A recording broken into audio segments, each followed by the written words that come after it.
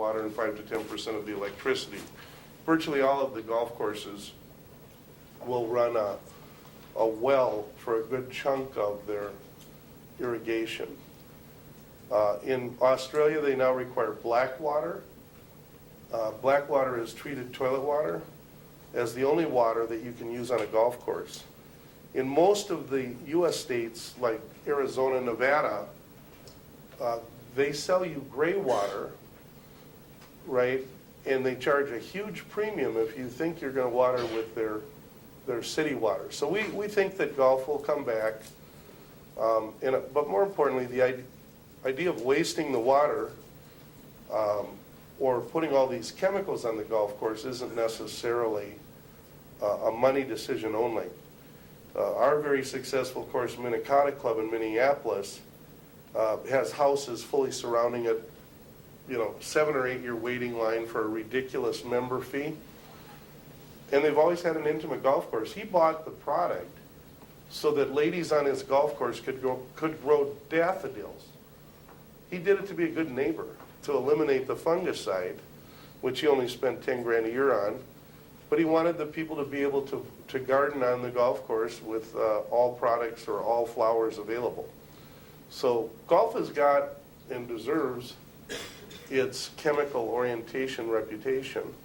And I don't believe any of the chemical engineering science that's being used at the turf institutes and other places is consistent with what we've now known for 8 or 9 years. There is an ability to wet the water without using chemical, and there is an ability to eliminate both nematicide and fungicide by just using the low-level copper. Clemson, one of the USGA golf houses, did a 100-year study on extrapolating how much copper would be in the fairway or on the green, and it wouldn't accumulate to anything that had any negative issues. We've actually done quite well with our experiences in golf. I finally broke off the sell the golf product to my neighbor Toro when it was clear to me that I think it was 2014 was the last of the studies, and back in 2004 that seemed a long way out. And I just didn't have the resources or the people to put into trying to track an empirical study. And we decided then, and maybe we'll make some of it now, when we get the right relationship, we'll study it with an academic place that can run empirical data and not try and sell me the good result. We've never bought science with a result intended.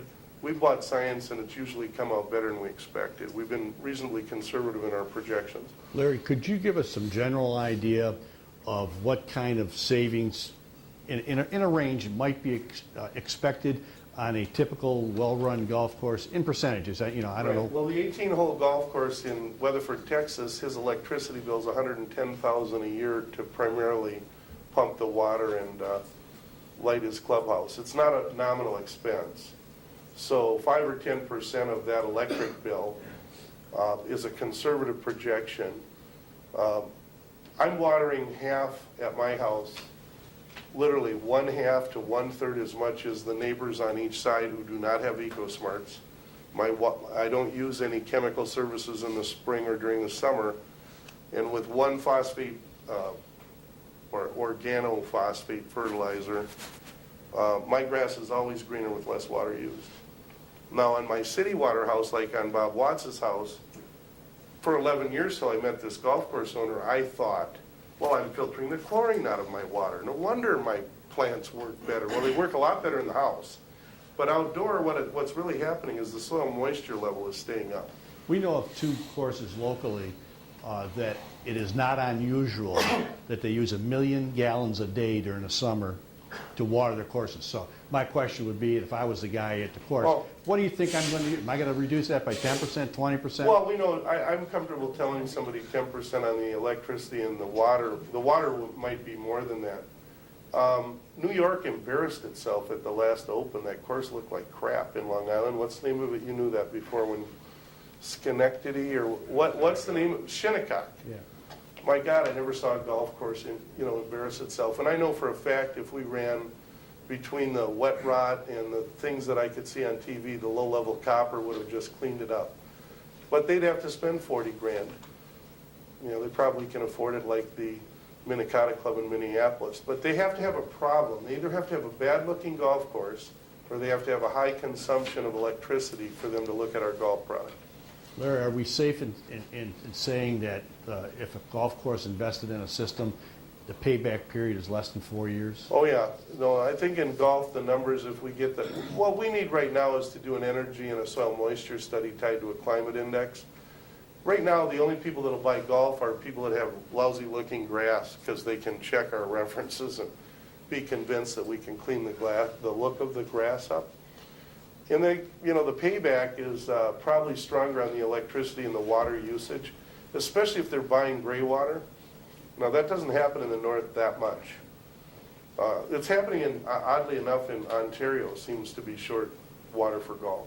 Is there any positive effect on the irrigation equipment and the mechanical? Oh, yeah, all of that is extended. Now, the way that they get at wetting the water, if you can imagine taking sulfuric acid, battery acid drums, you've seen that funny-looking foam in the water holes. Usually that indicates that they're distributing a wetting agent and using the watering holes as a transition area. They say, don't go in the water. They're not kidding. That water pH is 4.0 or something. But wetting agents, typically the cheapest way to do it is with sulfuric acid or burning sulfur powder is another way. And when you have hard water, the minerals are going to build up in the soil unless you do something. So the way they deal with it chemically is they're injecting sulfuric acid into the water that they're running as irrigation, lowering the pH radically. Very expensive, very caustic. I wouldn't want to work there if I'm the employee handling those drums. That was probably one of the prouder moments that EcoSmarte had when all of a sudden we're the cover story for the only trade publication for golf supers. An average golf superintendent now has a master's degree in horticulture or turf science. This is not the golf course management of our grandfathers here. These are real sharp people. I flew in to talk to Troon Golf, who runs some of the more prestigious golf courses worldwide. And the guy just told me, I'm the guy paid to keep people like you off our golf course. We don't have any problems. Well, except that nematodes ate one of his golf courses. Nematode is a little grass worm. Very easy for us to control. One of our Florida customers decided to sponsor a study at the University of Florida, another USGA golf house. Showed that we not only controlled them, but apparently there's something desirable about juvenile nematodes. And the most toxic chemicals used in golf are to control nematodes, which will eat a coastal golf course's green. Maybe that's the problem in Long Island. But nematicides have pretty much been banned. So now, we thought, we'd perhaps get some business from that. But we'd be interested in doing a soil moisture study, tie it back to climatology indexes, and anything, academically that you think would make the case. And it will save water and it will save electricity. The obvious ones are people who grow crops. I'm just going to go through the various produce and agricultural. I think, was there a Tomato, question? potato. Oh, okay, sorry, go ahead. We have dramatic results, less water used, better plant,